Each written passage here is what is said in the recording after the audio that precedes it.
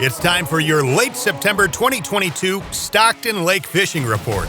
This report is courtesy of Tackle HD and presented today by Luke Routh. Hey everyone, Luke Routh here, wanting to give you a fishing report for Stockton Lake.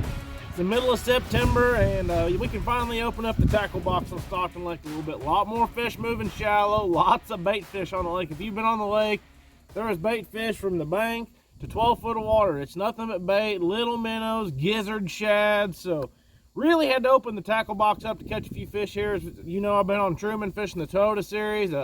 Went out one evening with my fiance. We did some fishing. And man, I really think it's time to open up the tackle box. Top water, lots of top water fish, whopper plopper, any size whopper plopper. Fish the size of whopper plopper you got the wind for. If you don't have any wind, I'd go with the little one.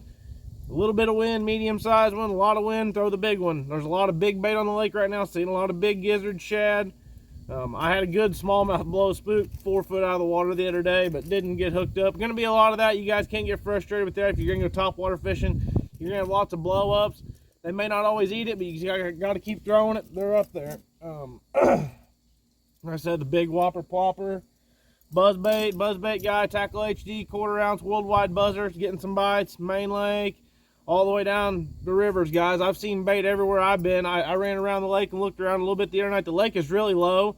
It is, what was it, 60, it's about 6 foot low, 6.5 foot low. Water temperature was around 75 degrees, so I think you can finally say we're kicking off fall here. Lake's really low, starting to cool down. We got a little hot stretch here, and then the weather's really supposed to cool down, so I'm looking forward to that. Getting the backs of the pockets are up the river. Square bill crankbait, got to have it tied on, or even a windy main lake point. Got to have a square bill tied on.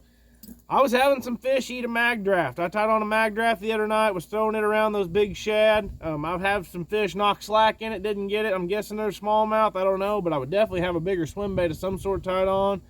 A couple of CS2 spinner baits.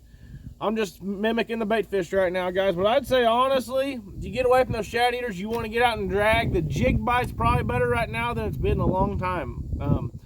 Motion fishing football jig, gill candy with a baby brush hog trailer. It's been great. Drug around some rock spots on points.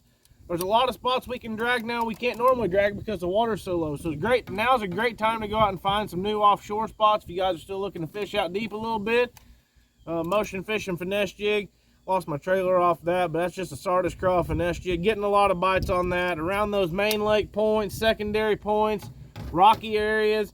Been a really good jig bite at Stockton. I'm also going to have a hard head tied on. This is just a Zoom Z craw. I'm going to reel around that hard head on some of those main lake flat points. It's a great way to catch some fish. If you guys want to go back in the rivers, I suggest being careful right now. Lake's low. You should be able to see everything, but there's some rock out there that when it gets low like this, you got to be careful not to hit. If you're running up towards CC or the back of Suns, don't stick it on the mud flat out there. It's out of the water, so you shouldn't have no problem. You're just going to have to idle through the trees instead of running the flat. But swim jig, it's going to be a good deal. Back to those pockets, you see the bait present, get you a swim jig. Swim it by those shallow stumps. It's going to be hard to beat a swim jig when you get up the river in the back of some of those pockets. Of course, I'm going to have the worldwide buzzer tied on. I get back in some of those creeks, they're definitely going to bite. Back of Suns Creek, I didn't make it that far, but I've seen bait everywhere. I'm guessing there's bait in the back of Suns and up by CC, so probably some fish to be caught up there. And last but not least, we can finally pull the chatterbaits back out. It's getting to be chatterbait season. Weather's cooling off. Time to cover some water, pick up a chatterbait, roll down the bank.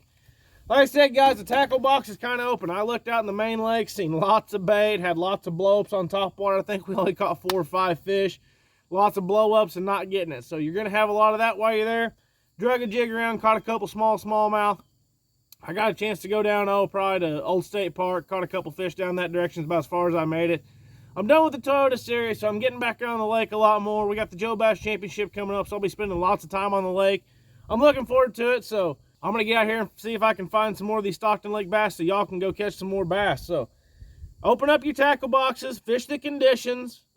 Jig's really good, top water's really good. Should only get better for both of those. Won't be long we talk about pulling a wiggle wart out. So I feel like we're a month and a half away from that or so, month. So I can't wait. Y'all haven't checked me out yet, go check me out on my YouTube at Luke Routh Fishing, TikTok and Instagram, Luke Routh Fishing. And we'll see y'all next month for next month's report.